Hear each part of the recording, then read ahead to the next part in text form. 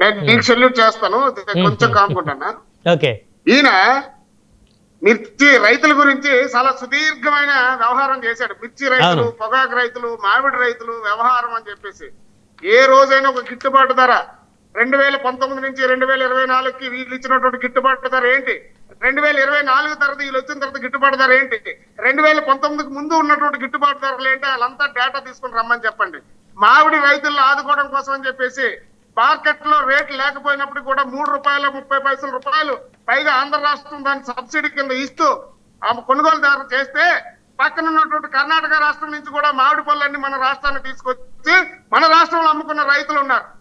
అలాగే రైతులు వరి పండించే రైతులు వీళ్ళు 2019 నుంచి 2024 వరకు ఎన్ని మెట్రిక్ టన్నులు జిల్లాల వారీగా ఎన్ని మెట్రిక్ టన్నులు ప్రొక్యూర్మెంట్ చేశారో రమ్మని చెప్పండి శేఖర్ రెడ్డి గారిని. ఇదే రోజు దానికంటే కూడా 50% ఆఫ్ ద పాడి ప్రొక్యూర్మెంట్ జరిగింది ఇదే ఆంధ్రప్రదేశ్ లో. అలాగే రైతుల గురించి మాట్లాడే హక్కు వీళ్ళకి లేదండి. ఈ రోజు ప్రతి ఒక్కటి పసుపు రైతులకి సబ్సిడీలు కానీ లేదా పొగాకు రైతుల దగ్గర నుంచి గవర్నమెంట్ కొనమని ఎప్పుడు లేదు.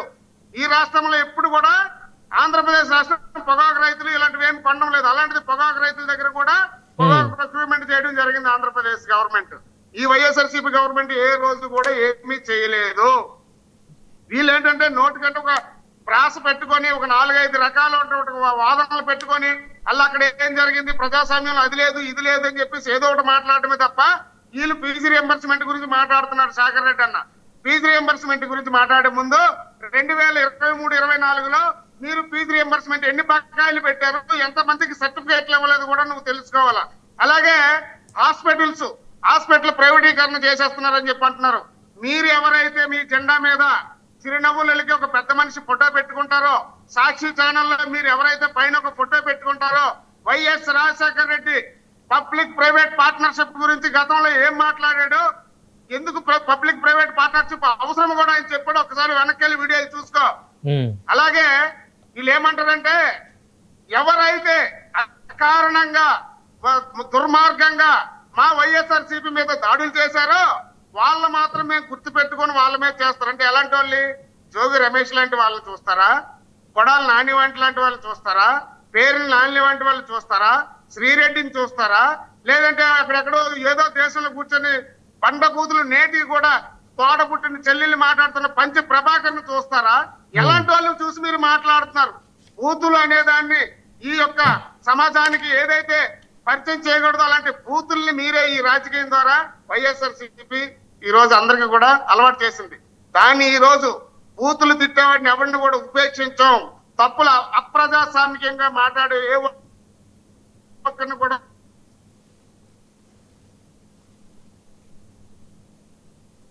సురేష్ గారి దగ్గర టెక్నికల్ ఇష్యూ వచ్చింది.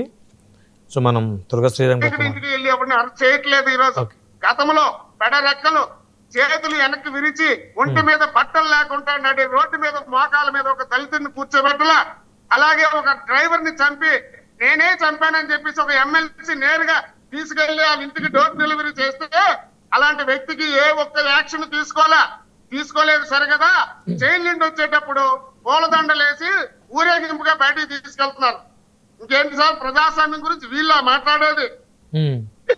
చంపి అన్యాయంగా ఈ రోజుకి ఎమ్మెల్సీని ఏం చేస్తున్నారు చూడండి. ఆయన ఎంత కాపాడుతున్నారు. ఈ రోజుకి ఆయన పార్టీ సస్పెండ్ చేసిందండి.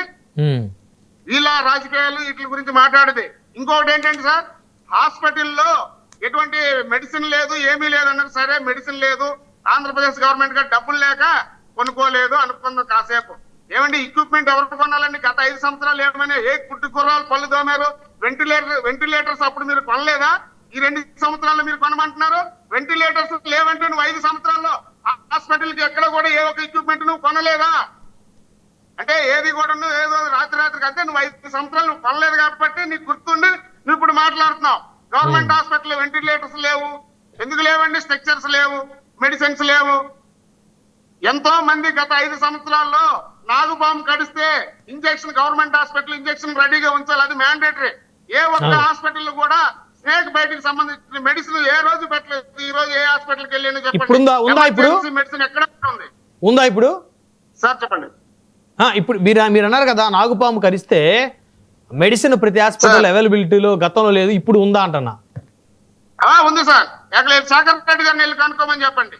అలాగే ఇంకొకటి సార్, బ్రహ్మనాయుడు గారు, ఎందుకంటే ఆయన చాలాసేపు మాట్లాడారు.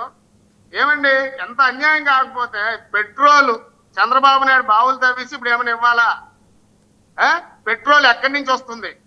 ఆ ఆర్మూర్ జలసంధిలో ఏం జరుగుతుంది? ఎక్కడ యుద్ధాలు జరుగుతున్నాయి? పెట్రోల్ మనకి నావలు ఏవైతే నౌకలు రావట్లేదు, ప్రతి ఒక్కటి ఆయనకు తెలుసు కదా. తెలిసేటప్పుడు అలాగని ఈ రోజు మన ఇండియాలో గట్రా కొరత లేదండి.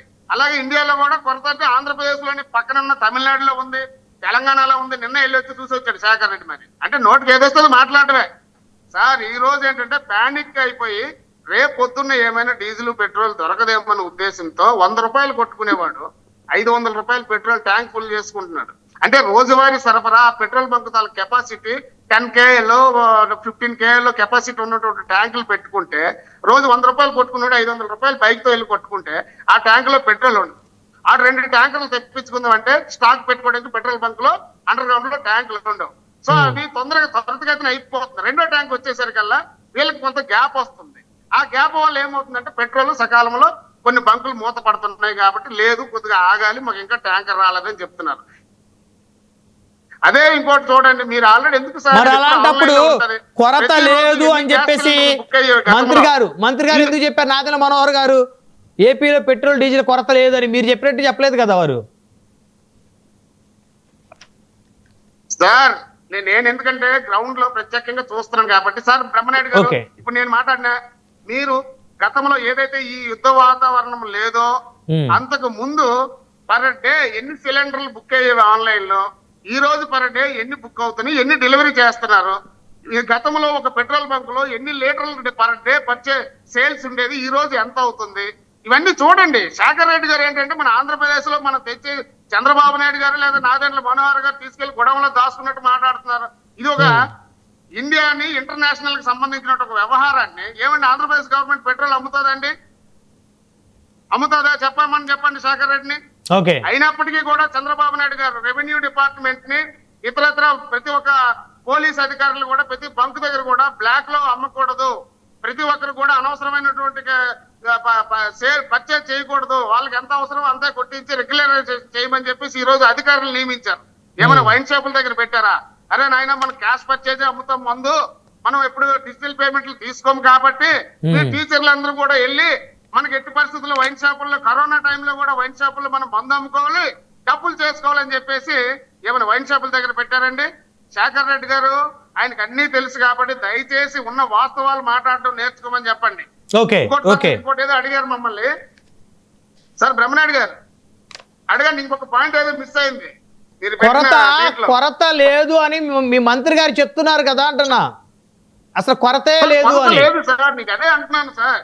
ఇప్పుడు నా దగ్గర ఫార్చునర్ కార్ ఉంది సార్, నా 6,000 రూపాయలు డీజిల్ పడుతుంది సార్. నేను ఏం చేస్తున్నానంటే ఒకవేళ కొరత వస్తుందేమో భయంతో నేను ఇంకో 2-3 క్యాన్లు తీసుకొచ్చి రెడీగా పెడుతున్నాను ఇక్కడ. ఒక బైక్ లో లీటర్ పట్టుకున్నాడు, 5 లీటర్లు పట్టుకుంటున్నాడు. ఒక సిలిండర్ బుక్ చేసుకున్నాడు, అది సరిపోద్ది అనుకుంటే ఎందుకైనా మంచిదని 2వ సిలిండర్ బుక్ చేస్తున్నాడు. ఇదే తప్ప అంతకు మించి ఎటువంటి కొరత లేదు సార్.